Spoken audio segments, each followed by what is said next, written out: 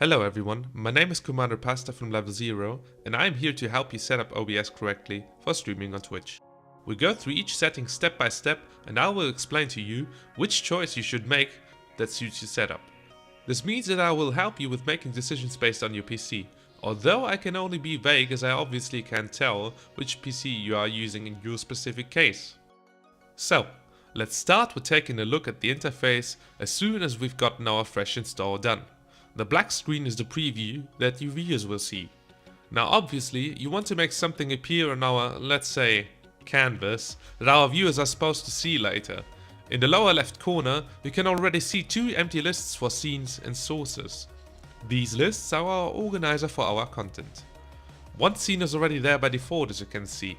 So now we could fill this scene with all the things we want to display on OBS, then create a new scene for different content by adding new sources to it, and so on. Let's make our first scene. Let's say I want to simply show some gameplay, like for example in PUBG. First, I'll remake the scene to in-game to keep my scene overview easy to understand. The source is very dynamic and simple. It will capture any full screen application in the foreground. I consider you should use it for most of your games. If there are problems with the source, you can also try alternatives like using the window capture device, or in worst case just capture your monitor. We'll keep the name and click on OK. We don't really have to change anything for the source unless you either don't want the cursor to be seen, capture the Steam overlay as well, and so on. Now, if I start the game, it will automatically appear in the preview with a slight delay. Quite simple, right? You might have seen already that there are various types of sources that you could add. All of these allow you to customize your stream as you wish. If you have a face cam, add it with the video capture device and set it up until it looks nice and sharp. If you don't know how to set up a camera or appropriate the lighting in your room, there's a bunch of good tutorials on YouTube for that as well. Use the text source for, well, texts.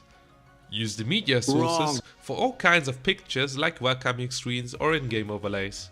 You can get some good and free in-game overlays from a lot of websites nowadays. Just make sure that you are actually allowed to use them for free. By the way, Level 0 has made a simple overlay available on Discord if you want to represent us. Just hit us up. All in all, you should experiment for a while until you get it as you want to. This is how my setup looks like, so you can see how it could like after some time. My last tip concerning the visual appeal, if you really want to go pro, you can use the studio mode with the button in the lower right, so you can prepare your next scene and have it in your preview as well. The right scene is the one that the viewers can see, while you still can customize the left scene without them noticing anything.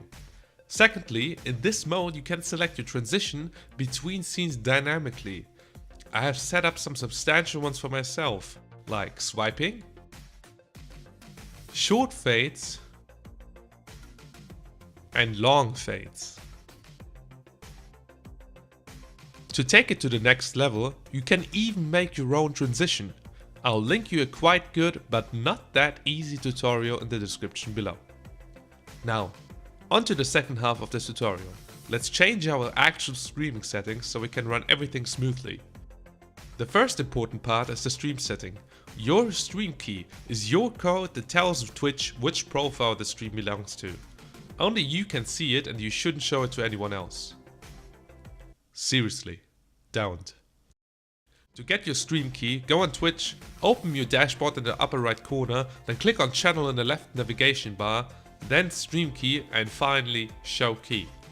Copy the shown key and insert it into OBS. The output settings determine the quality of your stream recordings. They are essential to ensure a lag-free experience. Change the output mode to advanced. Then you should consider whether you want to encode your stream through your processor or your graphics card. This entirely depends on your setup. If you have an Nvidia graphics card, if it's a GTX 600 series or above, it does support GPU encoding and you can always resort to it. If you want to use it, select NVENC as your encoder. The good thing about GPU encoding is that a decent GPU can handle it without you having big frame drops in games. Sometimes it even makes no difference in game. The downside is it only looks good when you use high bit rates. I will get to bit rates in a second. The quality settings for NVE and C are quite similar, quality and frame rate wise, though you should select between high quality default and high performance. The remaining options can cause problems for some people. And all other settings are available for the CPU encoder as well and will be explained in the next section. If you have an AMD GPU, you can download the AMD Advanced Media Framework Encoder plugin online. Damn, that's a long word. While I am not familiar with AMD GPUs, results should be similar. Then there is the X264 encoder, which stands for your CPU. Straight away, if you only have a quad core with no hyperthreading, you won't be able to use it without running into issues in-game quickly. CPU encoding is a big load for your processor, so if you don't have an i7 CPU, for example, don't use it. If you do have a good one, then continue with the more specific settings. The CPU usage preset is quite important here. It completely depends on the number of cores and clock speeds available. Generally, very fast is the standard setting, while going lower will increase your load exponentially as the quality improvement will be mediocre at best. So, if you have a strong CPU, don't set it lower than fast or even medium. If you have an older CPU, consider super or ultra fast, considering a quality loss as well. For all encoders, set the profile to main and the keyframe interval to 2 seconds. Keyframes are frames that are rendered without any information about older or newer frames. That means that instead of only rendering new parts of the older frame, a fresh and complete frame is generated, resulting in a good frame that stands out. 2 seconds between each keyframe is the best compromise between encoding load and quality for Twitch. Now onto another important setting, the bitrate. This determines how much data the encoder can use for the stream and upload to Twitch. If it is too low, your quality will suffer when there is a lot of movement in game.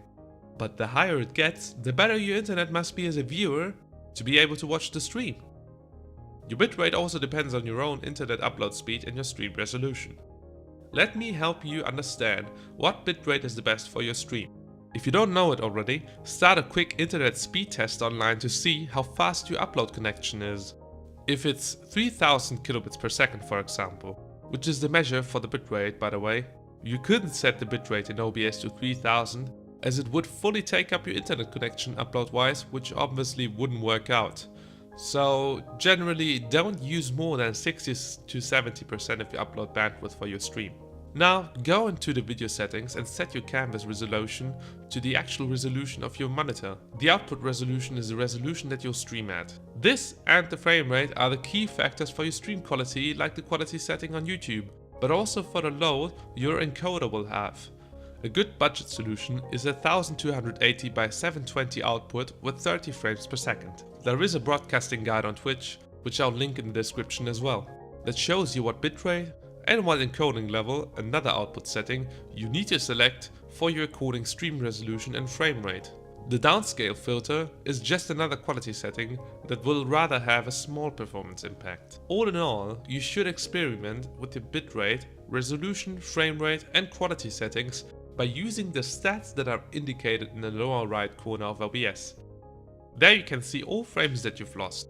A high loss percentage over 8 to 10% means performance issues or big internet hiccups. You can also see the actual FPS that your stream can output right now and your CPU load. Going to the audio settings, set the sample rate to the one of your headphones and mic.